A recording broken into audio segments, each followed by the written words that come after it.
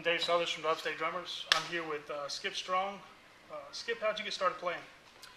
Well, I grew up in a musical home with my mom. She's a singer. She has a beautiful alto voice. She played country and western music, had a band, so there was often a band down in the den jamming, and she'd play out, and I got to play out with her some every once in a while. My first experience playing out was at my elementary school during a Halloween festival, carnival thing. I was in second grade, I think, and I got up and played, oh wow, I used to know what it was. Helped me make it through the night, I think it was. So that was pretty cool. I was hooked after that. Yeah, you marched in high school, didn't you? I did, yeah. I went to Woodmont High School, marched under Milton Owens, and played snare. And Mr. Owens helped me, introduce me to playing live with an orchestra type thing, like Annie Get Your Gun. I was in 8th grade, I believe it was, and he called me up to play with the high school. I didn't do a very good job, but that was my first chance to get up and get to play with the big boys in a live production. That was pretty cool. Yeah. How long after you graduated high school did you become a drum instructor yourself? Well, I went into Phil's Music one day when Terry Green was still managing there. And this is probably 1991, so this is 3-4 years after high school. And I went in and took the cassette tape from the band I was playing with EMD and asked him to listen to it. And I went back a few days later, a week later, and he said he'd listened to it, and he said, man, we're looking for a drum instructor.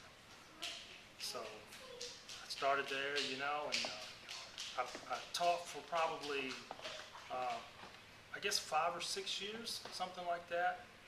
And that was a great experience because that taught me to be, to instruct, and it taught me to get more simplified in some things.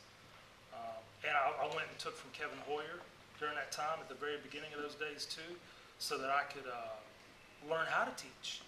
And I really needed to brush up on my sight reading for sure. I was way behind on that, and Kevin helped me with that. Kevin's awesome, great instructor. That's cool. I like Kevin. You talked about EMD. Could you give us a rundown of your bands? What was the first band you were in? Wow. Like I said, I got to fill in with my mom some occasionally, and then had friends from high school come over and jam. Greg Leckie and Russell Farrow, some of those guys came over and jammed with me. But the first real band, I guess, was with Toby Pike. He played bass. A guy named Steve played guitar. And we called ourselves India. And then from there I went on to played with Todd King. It was still myself and Toby Pike and Todd King. Todd could play guitar and sang. And then went on with EMD, with Drew Brown and those guys, And then after that it was Birthright, the Christian metal band. And that was in the early 90s, I guess. Yeah, you've been in a pretty solid cover band that I was exposed to, I guess about 6 years ago, Dogfight. Dogfight was fun. That was a fun gig. Yeah, we did some good gigs. Played all the covers. I would like to think all the covers that other bands wouldn't play or didn't play for whatever reason, because we didn't care about making money. We didn't care about success. We just wanted to have fun. So we would pick and choose what we wanted to play. People liked it, they cool, and if not, that's all right too. But that was some fun stuff. It was. But I got too busy.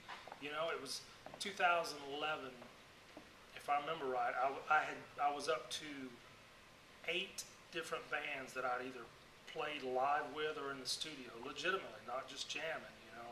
And then 2012, early on, it was 6. I was already up to 6 by like May. And I was just all the time going. I was just constantly going. And my kids were growing up, And I was on my way to a rehearsal. My daughter was with me. I had another one the next day and another one later that week. And my daughter looked at me and said, she said, boy, Dad, you sure do have a lot of rehearsals. And it hit me like a ton of bricks. I was like, yeah, you're right. I really do. So I had to scale everything back. So now I play at Discover Church here, once a month or so. And in Grand Strand, I've been with those guys since 96. off and on since '96. I can't get away from that band. It's a good band. 4-piece horn section, 2-man road crew. It's a good gig, really good gig, and it pays, you know. So that helps. But I just had to scale it back and spend more time at home. And now my son's playing drums, which is really cool, you know. Yeah. Talk a little bit about your son Carson. How did he? When did he become interested in drums? We were talking online, and you said a little bit about him just really becoming interested in it in the past few months. Is that something that you pushed, or did it just was it just a natural evolution? Yeah, I'd like to think that it's been completely organic. I mean, I can't help but be an influence on him naturally, and everybody expects my kid to play drums naturally. But we got him a little drum set and had him in the room. He didn't play with them very much, and that was okay. So we put him downstairs in the den, and he played on them a little bit here and there. Then he got involved in 6th grade band, you know, and did really well at that. So he can read music, and he plays a lot of different percussion instruments. And then just, I don't know, 2 or 3 months ago, he just all of a sudden decided he wanted to play set. And he just picked it up. I mean, he's like a duck in water. It's amazing how, and he can read drum music, and he's writing some of his own drum music and stuff. It's amazing. But it's been pretty organic. You know, I've made it a point to not push him, because I knew if I pushed him, he would either reject it, or he would fall away, or dislike it, you know, in the long run. So I've done my best just to let him be himself. I got one question about Dogfight. The end of the set, there was a song that you sang, and a lot of people really enjoyed that, and they've never seen a drummer really kill it like that, drumming-wise and singing-wise. Would you talk a bit about that and how that came to be? Was that your idea?